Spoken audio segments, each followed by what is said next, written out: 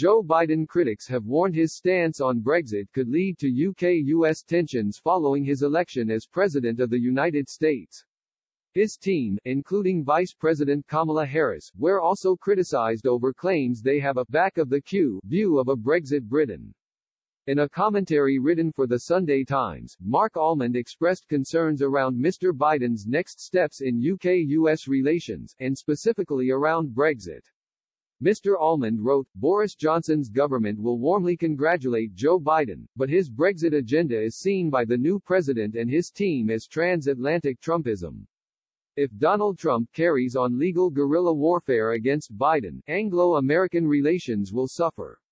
If he goes gracefully, the Biden team might decide to adopt reconciliation all round. Trump defiant means the war of 2016 could spread across the Atlantic as a Biden administration sees Brexit as part of that battle. So far, fears of a negative impact of a Biden victory on Anglo-American relations have revolved around his Catholic Irish roots and comments on Brexit and the Good Friday Agreement echoing Irish nationalist concerns. That will be an issue, but let's not miss the bigger picture.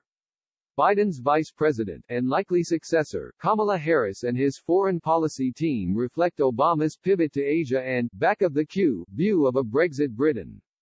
Brexit Party leader Nigel Farage branded Mr. Biden as strongly anti-Brexit, and I would even argue he's anti-Britain. The former UKIP leader told Talk Radio that Mr. Biden is likely to support the European Union in the Brexit process ending December 31. He claimed the UK would be at the back of the queue for a trade deal, referring to Barack Obama's remarks in 2016. Mr. Farage said, if Biden wins, look, he is strongly anti-Brexit. I would even argue he's anti-Britain. The prospects of a trade deal between the UK and the US under a Biden presidency are very low. He was the vice president to Obama, who delightfully came to London in 2016 and said we'd be at the back for the queue if we dared vote for our independence. When Obama visited Europe, he always flew to Berlin, not London.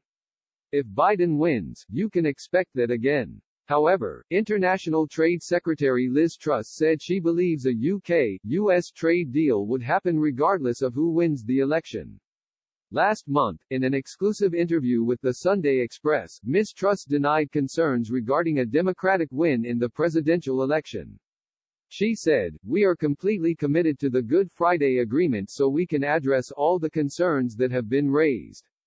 During the talks I have been having, as well as talking to my counterparts in the Trade Department, I have also been talking to the Democrats and Republicans.